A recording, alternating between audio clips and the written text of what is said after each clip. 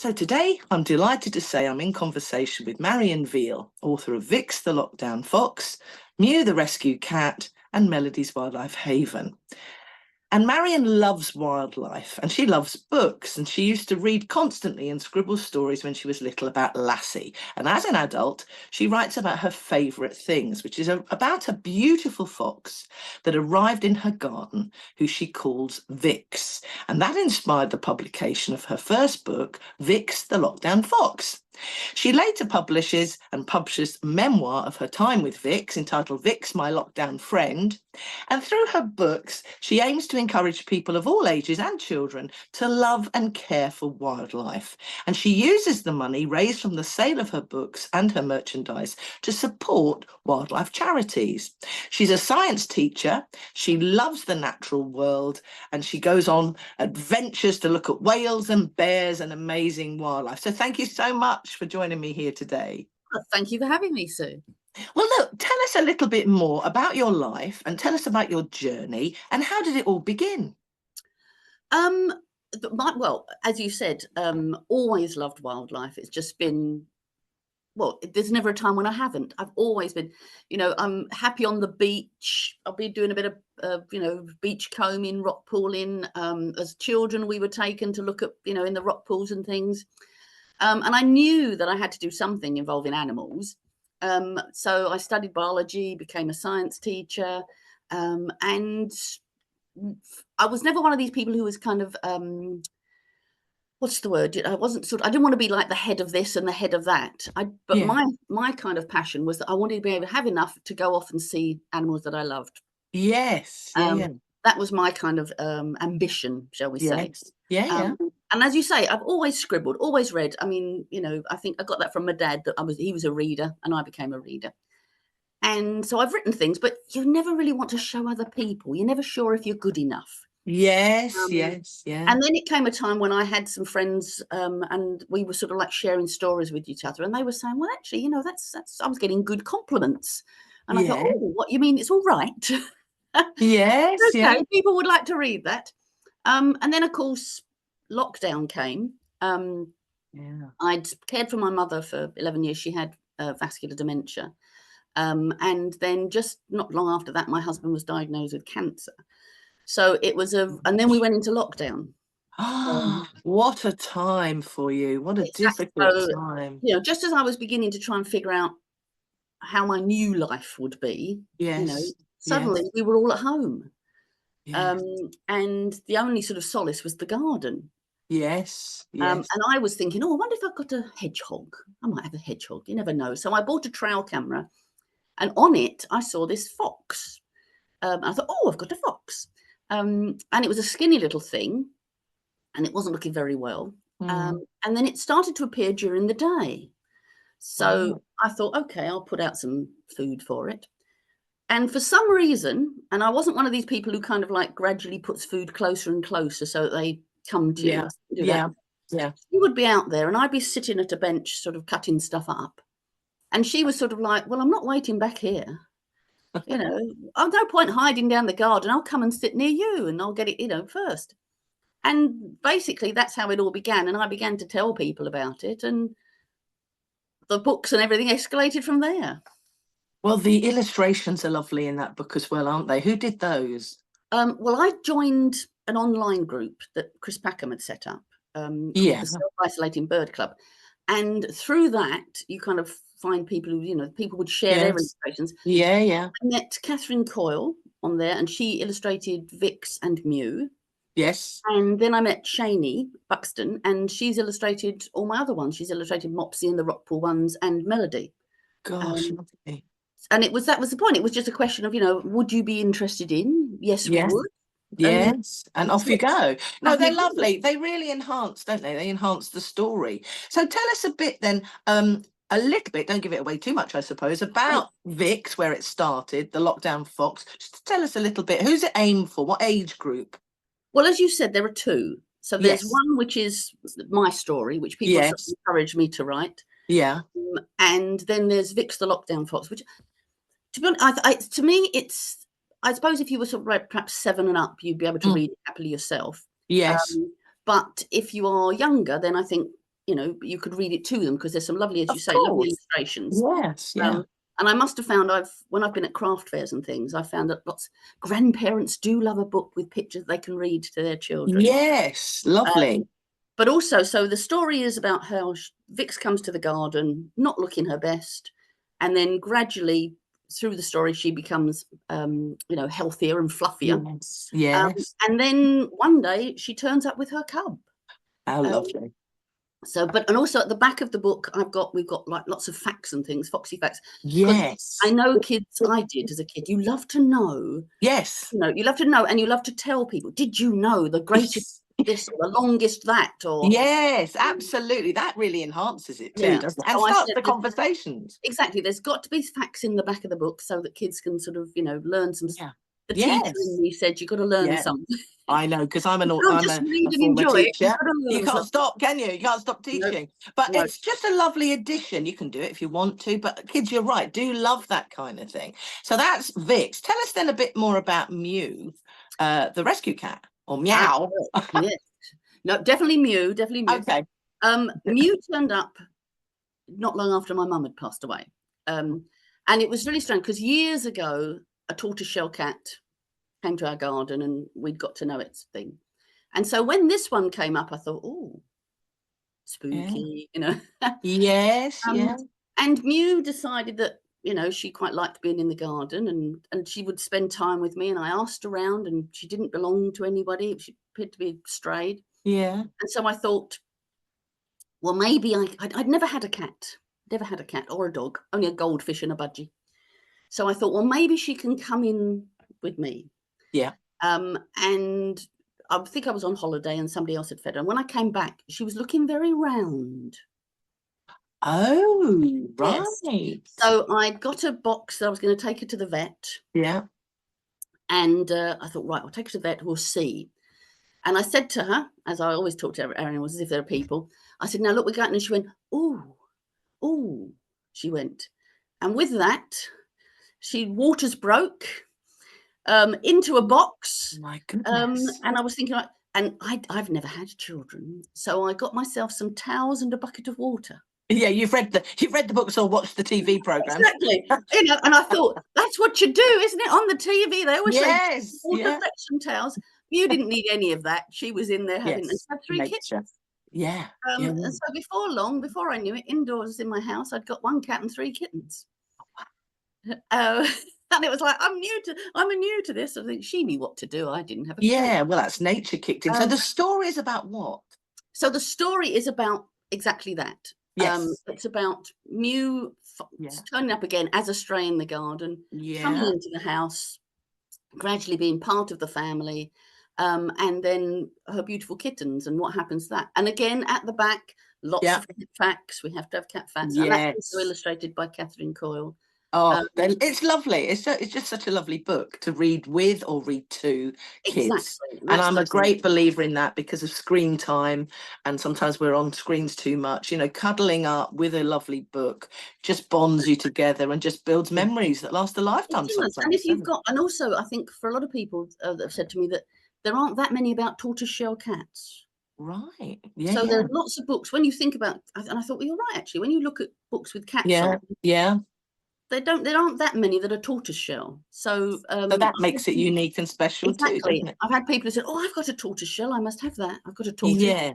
Yeah. Well, it's lovely, and it's coming up to gifts for birthdays or Christmas or whenever you give a gift to a child. I would think it's lovely to give a book, actually, to be honest. Yes. Tell me about Chris Packham. You mentioned him briefly there. Tell us a bit more about that. Well, I mean, in a way, he sort of started it all for me because during lockdown, he started the Self-Isolating Bird Club. Yeah. It was a Facebook group. It was basically, let's meet, let's share wildlife. We're all locked down. Let's just share our wildlife. Yeah. So it wasn't about sharing it wasn't like being the top photographer or something. It was connection more, group. It was connection. And he started doing it. And then Megan was in there as well. Yeah. And people would join in the mornings and, you'd say, look, I've seen this picture through excuse the dirty window, that kind of thing. And anybody know what this is? And it just became a community, a really lovely community. Yeah. And it was people, I started to share Vix there. And they picked it up as well. And they were sort of showing, about Vix. So it was lovely. So when I did the book, Vic, they were very nice, and Chris recommended it, which was really, kind of Really him. nice. Yeah, lovely. And we've carried that on when lockdown ended and they moved on. Yeah. We created the Friends of the Self-Isolating Bird Club, which I now admin along with other people. Right.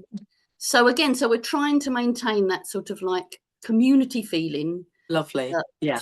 Through a shared love of wildlife. Well, isn't that just lovely how good things did come from terrible times, if you like? Exactly. I think that's what lots of people said. It's one of the things, because also very often we heard people who say, well, I'm the only one in my family who likes birds, or I'm the only one in my family. Yes.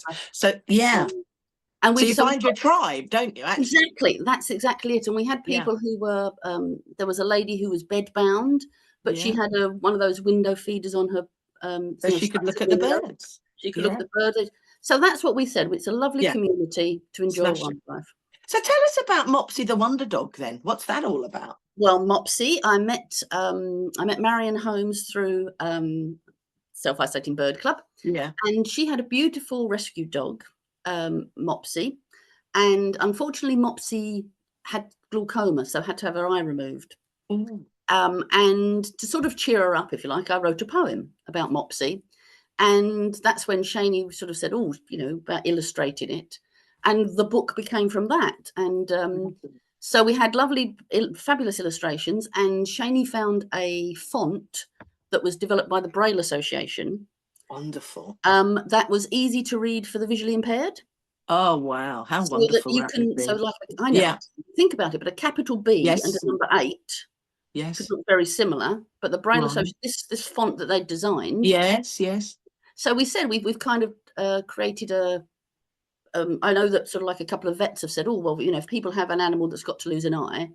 Honestly, what a lovely book to be able to share, isn't it? And I love the way it's sort of organically grown, and I can hear the kindness that runs through all of your books like a stick of rock, doesn't it? That it's just so lovely.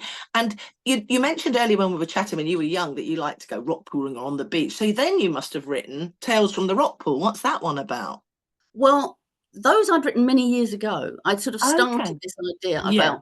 Because I'd loved marine biology and we'd always been to the beach, and I had all these and again there never seemed to be anything that there was probably a crab, but all the other things, like the sea anemones and the shrimps and the limpets and all of that sort of thing, and when you go to the beach there wasn't always that sort of thing for me, and so of course having started these, and I thought, and I said to Shaney, can you draw a crab? And so I went back and I started to kind of readapt things that I'd written in the past. Yes. And so again, with all the knowledge that you had now almost about how to create a book. Yeah. Exactly. And again, there has to be information in the back and, Yes. So that was, I thought, well, there's sort of things, if you like sea creatures, if you like, and if you go beachcombing, I mean, one's the mermaid's purse, because lots of people find the mermaid's purses on the beach. Yes. And so this explains what it is, who lives in there. So, I mean, these books could go into schools, couldn't they? Do you go into schools and give talks and things? I went once, and I have to say it was a bit, I kind of felt I was left to babysit rather than, so I think if people are going into schools, they need to lay down some sort of rules first about, if you're going to go in and give a talk, what you expect as much as what, whoever's in the school expects of thing. But do you? I mean, where do you sell your books then? How can people find your lovely books? Well, at the moment, I sell them. I've been at craft fairs. They're online. They're all on Amazon. I did Vix, the Lockdown Fox. We did have a publisher for, but unfortunately, we didn't have a very good experience there. So now we're on Amazon and self-published. Yeah, wonderful. And that, I mean, I think that obviously becomes difficult in the fact of getting them out further. That's right. No, it's always very difficult. I mean, I started the Sue Atkins Book Club with that view during the pandemic, because lots of wonderful people had written some wonderful books, and people were looking, parents in particular, were looking for books around anxiety or grief or uncertainty. That's where it started. And I was able to link authors to parents and lesser known authors. And it became kind of a passion of mine, not, well-known, rich and famous authors, just people who, like yourself, passionate and have written some delightful books that parents probably don't know of. And let's face it, it's difficult to get out there because we're not all J.K. Rowling. So this is where this sort of started, to be able to just add a little bit more to letting parents know about wonderful books, and letting schools know and teachers know, because obviously I'm a former deputy head. So the idea of linking authors and books and stories to children really appeals to me. So I'm hoping that you can post this when it's done up on your website as well. Spread it regularly around social media so people get to know the author behind the stories and hear your passion and hear how it comes through about dogs and cats and rock pools and nature. It's really so lovely, because it's an antidote, I really feel, as well, to screens. Not that I'm knocking screens, because as you know, I have my Navigating the Digital Jungle podcast, and it's all about balancing, tech and it's about getting your imagination going. Absolutely. Rather than, that's what I think, the screen, it's all done for you. Yes. You're a bit passive. Whereas when you read a book, you jump into a world that's in your own imagination. Exactly. And it might inspire children also then to write their own stories, as well as read them. So how do people find you? What's your website? My website is marionveal.com, which is perfectly easy. I'm on Facebook as Marion Veal, author and wildlife enthusiast. I'm on Instagram, I think, as Marion Veal author. And that basically lets me. And then, as I say, I've been doing craft fairs and going out to places, but I've just where I'm going to be. So listen, the next thing I've got to ask you, because I'm very interested, what's next? Have you got another book in you? Well, I've Melody, obviously, Melody's Wildlife Haven. Yes, let's talk about that. My apologies, I didn't mention that one because I read that ages ago. So tell us about that one. Well, that was again, I was finding out so much about wildlife and what you can do for wildlife in your garden. That I wanted to, and there seemed to be lots of things aimed at younger sort of children about starting and going out. But that sort of middle age range, from sort of like 7 to 12 sort of thing, I didn't see a lot of tweens, I call them. Tweens, yes. And so I started to think about things that I'd been doing in the garden. And that's where Melody came in. Melody is, we learned through the book that Mum has obviously had treatment for cancer and has passed away from cancer, which I wasn't quite sure, if I've gauged it right into how to present it. And Melody, they've moved to a new place, Melody's in a new school, and the garden is barren, but she wants to be a scientist. And then one day she's sitting in the garden, she meets a fox, strangely coincidentally. There's no themes going on here at all, is there? Nothing at all about meeting a fox, no. And so gradually through the book, she and her dad begin to create a garden for wildlife. And so it's as well as seeing them make their wildlife garden, it's kind of giving children ideas about, you could get a bird feeder, you could put up a bee house. Dad turns a new shed into a hide for her. So it's the relationship between Melody and her dad. It's the relationship between Melody and the garden. It's sort of a healing story in a way. Exactly. That was my idea, was that there's, because nature has healed me. I would hope that it could also work for other people as well. Very much so. It's a beautiful book. Thank you. And so, and again, at the back, lots of links to places. And not just wildlife, obviously grief counselling for children. And, I mean, that's what I love about your books. There's so many themes, if you want to pick up on them, that you can pick from them, as well as just read them as a lovely story. But there is far more to it if you want to, talking about it at the back, or as you've said, those big, important conversations, perhaps around grief or whatever it might be. So they're really lovely. So is there any more plans? I just want to know about that. Yes, well, I'm working on the second Melody book. And so I've got the next book with Melody. She's going to meet somebody who's clearly slightly autistic. So I'm sort of bringing in some other sort of ideas, and there's more things that Melody can do, more adventures that she could have. How lovely. And I have to admit, I'm bringing in things that I've done. I mean, I'd never been on a bat walk before. But I've been on a bat walk now, so Melody's going on a bat walk. What's that then? What does that mean? It means that you go to a local reserve with Yeah. somebody who knows about bats at night. Oh, and a we do bat. I thought you said walk. back. Okay. No, not Yeah. a bat walk, a bat walk. Yes, and we've got Yes. I've got my bat detector now, and you can hear the Yeah. bats. Oh, wonderful. So So you she's can, you gonna- see what's so lovely? You bring in your own experiences in a natural, lovely way, and it enhances the story. And of course, that's why they feel so authentic, I think, because they're coming from the right place in you. You're sort of talking about all the things that have affected you really in some way. It is, yeah. I'm trying to share, I guess, the things that I love.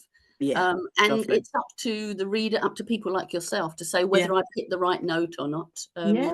It's wonderful. That's what Well, I'm look, looking thank for. you so much for talking to me today. People can find out all about you in the Sue Atkins Book Club if they go there. When they go to thesueatkins.com, click on Book Club, you're there. But also Marion Veal, you can find it. We'll put the notes as well into the video. We'll share it around regularly for you, and you can share it around so people get to know the author behind the book, which I think is so nice as well. It's So lovely. thanks so much, Marion. Keep writing. It's so lovely. Thank you for Lovely. joining me. Thank you so much, Sue. Thank you. Bye-bye.